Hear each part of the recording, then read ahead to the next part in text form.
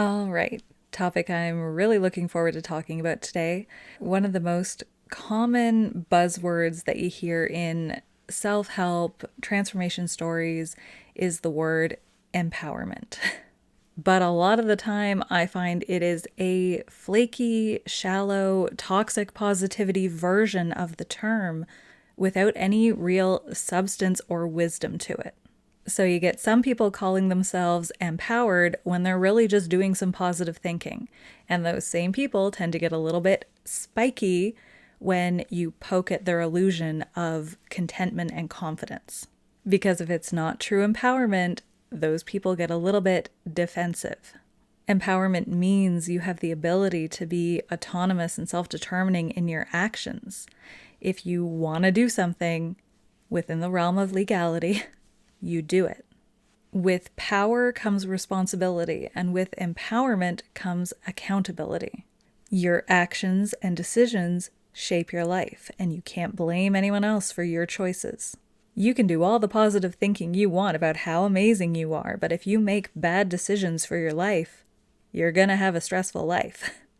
And a lot of knowledge around this topic is not common. There is no real common sense here for decision making. I don't think it's talked about enough. I've seen so many people who think they've got it all together, they've got it all figured out, and you do a bit of probing into one area of their life, and it leads to a bigger conversation, and they realize they're not happy at all. And how did they get into that state? A lot of little decisions over a long span of time, so they end up in a place in their lives where nothing is going the way they want. It's an overwhelming foundational problem where everything needs to be rebuilt from the ground up. Been there. I'm not speaking from some untouchable place of superiority. I completely changed things up and transformed my life a long ass time ago because I wasn't happy with how anything was going. It can be done. But it depends on making purposeful decisions for yourself, because good decision making is a necessary skill for empowerment, actual empowerment. And good decisions look different for everyone, so you really need to understand what you want, what you like, and what will actually make you happy. Not just what you think will make you happy, but actually make you happier, day to day and long term. So how are you making decisions? How are you coming to conclusions and making choices for your life? Morality is a big factor. You need a strong sense of what you consider right and wrong so that you can weigh pros and cons and find nuance. But it's important to take these big ideas and boil them down to day-to-day experiences. How are you actually living your life? What do you have control over? What areas of your life can you exert power and find empowerment? And what things do you just have to go along with? Sometimes things are out of your hands. Sometimes it is bad luck or uncontrollable circumstances or running into the wrong person at the wrong time. But for the most part, that isn't a day-to-day occurrence. The day-to-day minutiae of your decision-making often has a much more significant effect than big, unlucky events. Learning, hobbies, friends, relationships, career, money, everything, all of these different things, everything that you deal with on a day-to-day basis that affects your life. What you spend your time doing, who you spend your time with, and what you spend your money on are three of the most important factors when you're analyzing your decision-making skills. These are the things that most significantly affect your life. At least in my opinion. I always feel the need to add that as a caveat. So I'm going to talk a bit about them. These are three categories of decision making that will help you evaluate how you're doing and help you become more empowered going forward. 1. Your time. I like numbers, I like lists, so yes, everything is in numbered lists. I'm sure everyone's getting bored of it. I'm sorry. Even if you don't have a strict daily schedule for all your activities, you should be able to look at everything you do during the day and genuinely feel good about something. Hopefully all of it. If you can't, change things. When you approach life with the mindset that everything you do is helping you learn, whether it's fun, whether it's boring, you notice and recognize the value of your activities. Everything you do is practice for the next time you need that same skill. Pretty much the only thing that is legitimately a waste of time is sitting still and being a mindless consumer. Basically, a zombie who spends money. If you're spending your time scrolling through social media, you better at least be learning something or watching videos that improve your mood and make you very happy. Not in that way. But even if you are getting something beneficial out of social media, everything in moderation. Your time is everything. It is your life. Spend it wisely. What do you want in life? Do you know how to get it? What do you need to learn or practice to achieve that vision? What do you most enjoy spending your time doing? And how can you make that meaningful and beneficial to the rest of your life? More often than not, I go to bed with a smile on my face and I wake up the same way. Because I've made decisions that have cultivated happiness. I knew certain things that I wanted. I went after those things, and now I have them. I'm very grateful, but I'm also aware that those patterns in my life are not there by coincidence. I made deliberate decisions because I had a hunch what would make me happy, and I did those things, and it worked. I figured out specific details for my life, and I theorized that doing certain things would help me be happier. And after implementing them for over a decade, I can confidently say I was right. If I was wrong, I would have tried different things until I found what made me happy. My work schedule and the activities of my leisure time are very deliberate, and a lot of my leisure time is dedicated to creative projects and business goals, because I enjoy doing those things. I have a never-ending to-do list that's filled with creative projects and learning objectives, and I don't accomplish them as quickly as I want, but I do get them done over time. Eventually. I've built up trust in myself, self-efficacy, self-respect, because I know that if I genuinely want to do something, more often than not, I do it. I'm not fast, but I'm persistent. And give yourself more stress-free leisure time by doing all the tedious things that you gotta do, get them out of the way so that you don't even have to think about them. I'm not perfect at that. There are definitely exceptions of things that I still put off way too long that I should do quicker, but on a lot of them, I have trained myself to not procrastinate and get rid of them as quick as possible because I know how good it feels once they're done. Actual self-care tip: do the things that are stressing you out so that they don't stress you out anymore. 2, your interactions. Who are you spending the most time with? It might be friends, family, coworkers, the public. But whose company you enjoy or don't enjoy is a huge factor in how your life goes. If you spend hours every day with people you can't stand, that's going to have an impact on your mental health and emotional well-being. That's one of the reasons high school can be so drastically different for people. It all depends on whether you like the people you're stuck with. And one of the greatest predictors for job longevity is if you like the people you're working with. Who do you go to school with? Who do you work with? Who do you live with? Which friends are just convenient to hang out with? You can't out-exercise a junk food diet, and you can't out-love a toxic social environment. Who you spend time around affects you deeper than you might think. One good coping mechanism or escape or healthy relationship is not enough to offset all of that. And of course, you don't really have control over who you meet or who you spend a lot of time around. A lot of that is out of your hands. Otherwise, everyone would just meet their perfect partners and surround themselves with healthy friend groups their entire lives. A lot of who you end up next to comes down to chance. In family homes, cubicles, friend circles, beds, it's who you happen to meet in the area you live in. It's why moving to a new place feels like such a fresh start. All new people, all new potential.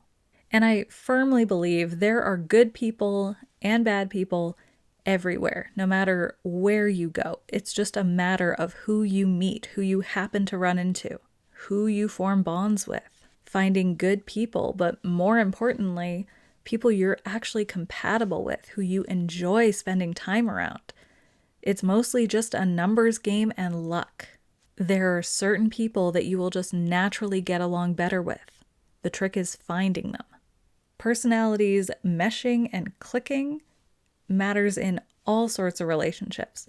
In my opinion, compatibility is the most important factor in any relationship.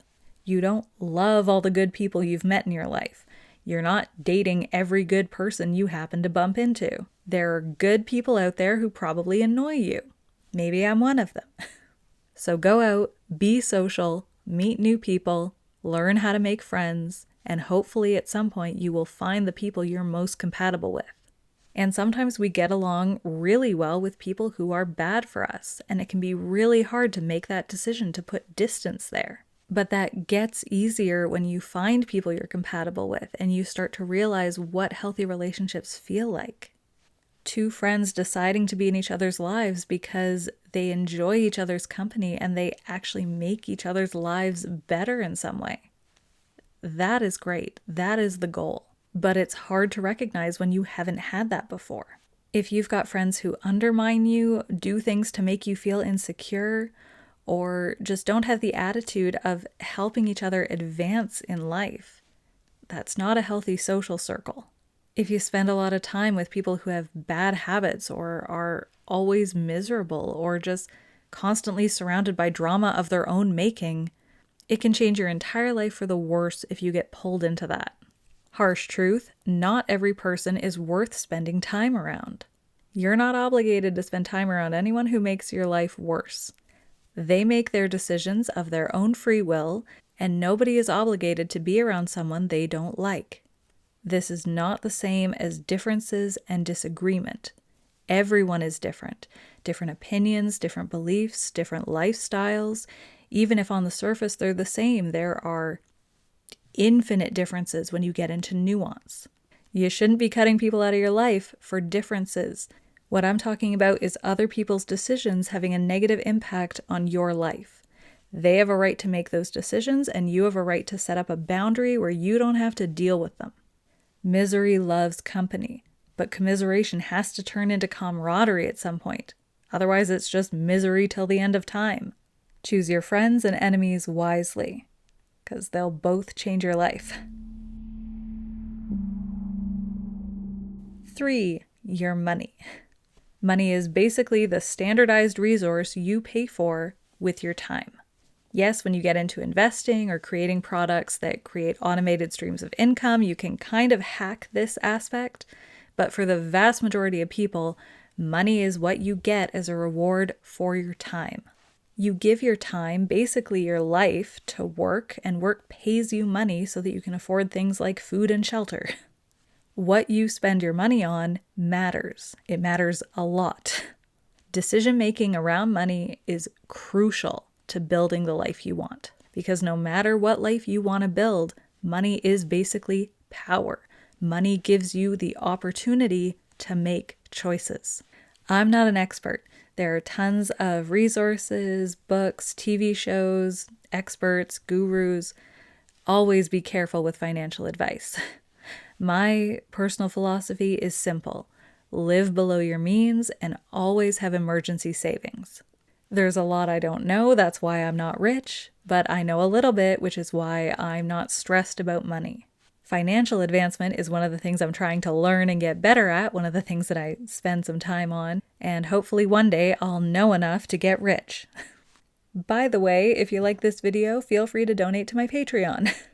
If you've got a rich family who will be your safety net and take care of you and pass on their wealth to you, I'm happy for you, but most people don't have that. If you've got debt, get out of it as quick as possible and start building up savings. Make your life as simple and low cost as possible until you know you're not going to go back into debt again. Again, I'm no expert, make decisions for yourself, but these are really common things that have worked for me and that I have seen lots of experts espousing. So I feel comfortable mentioning them. And it's true, money doesn't buy happiness, but it does increase happiness up to about $100,000 a year. Because money does buy you things that make you happy and things that lower stress. Anyone who tries to downplay this is just delusional or trying to keep you poor. You take a person who's stressing about making rent, about buying groceries, about paying medical bills, and you give them money to take care of those problems? Yeah, they're going to be happier. And comparing different people in this discussion is a trap. Yes, some rich bastards are absolutely miserable. They'd still be miserable if the only thing that changed was they started living in poverty. Somehow this still seems to be a leap for some people, but if you're stressed about money, having money takes the stress away. I know it. Anyone who's been in a similar situation knows it. It's ridiculous when people say that money doesn't buy happiness. Because to a certain extent, yeah, it does. It lowers stress, gives you more free time, gives you more opportunities for experiences. Good decision making around finances is crucial. Make money and spend it wisely. Because whether your place of work runs into a problem or you run into a problem, that cash flow could dry up any day. So be prepared. Those are the 3 categories I consider most important for decision making. If you're not happy, if you don't feel empowered, if things are constantly going wrong and you're not sure why nothing in your life seems right, check how you're doing in these 3 categories. True empowerment is intentional, beneficial decision making. You can't be empowered if you're just letting random circumstance guide your life. You got to learn what you actually want, figure out what will make you happy, short-term and long-term, and then you got to take steps to achieve that. Pretty much everyone is just a couple decisions from living an entirely different life. If I made different decisions, I could be in an abusive relationship, with toxic friends, living paycheck to paycheck, in debt, working a 9-to-5 job I hate. I have avoided all of those things like the plague. My decisions have built a strong foundation for the life I lead. Do I have everything I want? No, definitely not. But anything I want to accomplish or find in life seems very possible. And it took a lot of introspection and deliberate decision making and experimentation to get to that point. It took actual empowerment. There are unlimited lives I could be living with a difference of a couple of big decisions, but also a lot of small ones. And those little day-to-day decisions, I consider them a lot more essential to my happiness. So if things aren't going well, do different things. We often don't know what we want until we find it, until we get a taste of it. We're better at recognizing what makes us happy once we're experiencing it. So try new things, figure out what makes you happy, short-term and long-term. You have the greatest impact on your life. You make the decisions that shape it. So what do you choose to do with it? That's all for now. Bye, guys.